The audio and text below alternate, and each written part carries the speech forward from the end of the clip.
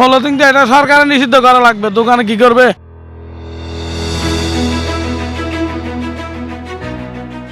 সকালে চায়ের কাপ থেকে শুরু করে বাজারের থলি সবখানে এখন রাজত্ব প্লাস্টিক আর পলিথিনে। ঘুম থেকে উঠে যে প্লাস্টিকের ব্রাশ দিয়ে দিন শুরু করছি, আর রাতে যে প্লাস্টিকের জগে পানি খেয়ে ঘুমাচ্ছি, এই চক্রেই আমরা শরীরে ঢুকিয়ে দিচ্ছি মরণ ব্যাধি ক্যান্সারের বীজ। সহজলভ্য আর সস্তা হয় আমাদের জীবনকে আষ্টে পৃষ্ঠে জড়িয়ে ধরছে পলিথিন ও প্লাস্টিক।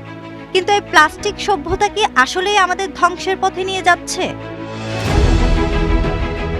নগরের নালা কিংবা কর্ণফুলী খাল সর্বত্রই এখন ভাসছে এই অবিনাশী পলিথিন।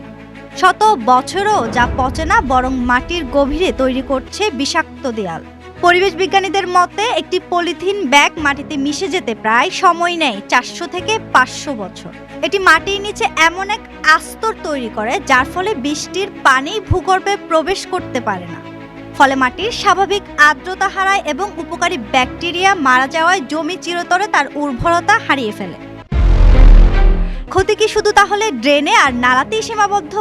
একদমই না। আসল বিষক্রিয়া ঘটছে আমাদের খাবারের টেবিল। গবেষণায় দেখা গেছে প্লাস্টিকের বোতল বা ওয়ান টাইম কাপে যখন গরম পানি বা চা ঢালা হয়, তখন প্লাস্টিকের আণবিক গঠন ভেঙে বিসফেনল এ, বিপিএ এবং থ্যালাটোসের মতো অত্যন্ত ক্ষতিকর রাসায়নিক লিচিং খাবারের সাথে মিশে যায়। বিশ্ব স্বাস্থ্য সংস্থার মতে এই মাইক্রোপ্লাস্টিক এখন মানুষের রক্ত, ফুসফুস, এমনকি গর্ভস্থ শিশুর প্লাসেন্টাতেও পাওয়া যাচ্ছে। এটি মানুষের এন্ডোক্রাইন সিস্টেম বা হরমোন ব্যবস্থাকে পুরোপুরি ওলটপালট করে দেয়।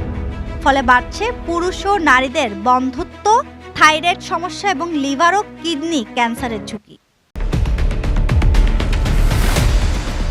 দেশে পলিথিন নিষিদ্ধের আইন আছে 2 দশকেরও বেশি সময় ধরে। মাঝে মধ্যে লোক দেখানো অভিযানে খুচরা বিক্রেতাদের জরিমানা করা হলেও আড়ালে রয়ে যাচ্ছে বড় বড় উৎপাদনকারী সিন্ডিকেট। আমাদের তো বিকল্প পথ বাইর করে দিতে হবে, না হলে আমরা কিভাবে প্লাস্টিক ব্যবহার করা বন্ধ করে দেব?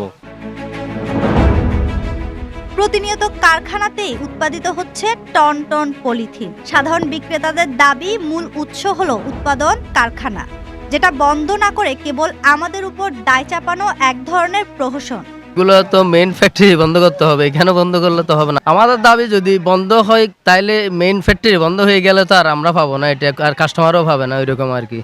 এটার পরিবর্তে কিছু একটা বের করতে হবে। পলিথিন তো এটা সরকারের নিষিদ্ধ করা লাগবে, দোকানে কি করবে? নিষিদ্ধ করলে ফ্যাক্টরি বন্ধ করছে নাকি? বাজারে অ্যাভেলেবেল মাল আছে, বাজার না থাকলে আমরা পাবো? কেউ পাবে না। আমরা আমার দোকানে আছে এটা বলতে পারবেন না, আমার কাছে নাই, কারো কাছে নাই। ফ্যাক্টরিটা বন্ধ করে দিলে আর কোনো জায়গায় পলিথিন থাকবে না, এটাই শুধু আমাদের দাবি।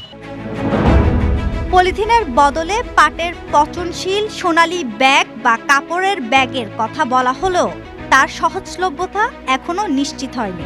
যতক্ষণ পর্যন্ত প্লাস্টিকের চেয়ে সস্তা ও টেকসই বিকল্প সাধারণ মানুষের হাতে পৌঁছাবে না, ততক্ষণ পলিথিনের এই আধিপত্য কমানো সম্ভব নয়।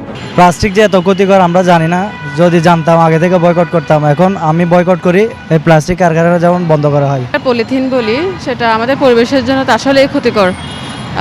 বিগত দিনগুলোতে কিছুটা সময় একটু কম ছিল, যেটা বুঝতে পেরে সাদা পলিথিনটা ছিল, আর কিন্তু প্রচুর কালো বিভিন্ন রঙের নীল নীল টাইপের কালারিং পলিথিনগুলোও এখন পাওয়া যাচ্ছে। তো আমাদের উচিত আসলে সচেতনতা, এটা যে আমাদের জন্য পরিবেশের জন্য ক্ষতিকর সেই জিনিসটা আমাদের হচ্ছে যে বুঝতে হবে। এটা আরও সচেতনতা বাড়াইতে হবে আমাদেরকে। আমাদের যে নালাগুলো জলাবদ্ধতা আমাদের হয়, নালার মধ্যে আমরা প্রায় দেখি নালার ময়লাগুলো উঠাই, বেশিরভাগই পলিথিন। শুধু পলিথিন না, প্লাস্টিক দ্রব্যগুলো কিন্তু পাওয়া যায়। তো আমাদের পরিবেশের যে ক্ষতি হচ্ছে এগুলোর জন্য উৎপাদনটা তো আসলে বন্ধ করতে হবে। দোকানদার এগুলো সহজলভ্য পাচ্ছে, কম দামে পাচ্ছে, সবাই এটা মানে এর বিকল্প কোনো সরকার কোনো ভাবে নাই।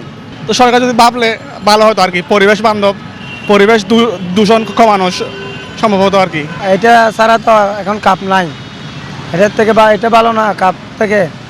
কাপ তো কাঁচরা ময়লা এগুলো থাকে, এগুলো তো কাঁচরা ময়লা থাকতেছে না। জীবনযাত্রার মান সহজ করতে গিয়ে আমরা ডেকে আনছি মরণ ব্যাধি রোগ। তবে প্লাস্টিক বা পলিথিন সচরাচর হুট করে বর্জন করা তো পসিবল না, কিন্তু আমাদের উচিত সচেতন হওয়া। তাহলে কিন্তু আমরা এই মরণ ব্যাধি রোগ থেকে রক্ষা পাবো। নূর আফরিন পপি, 24 টিভি, চট্টগ্রাম।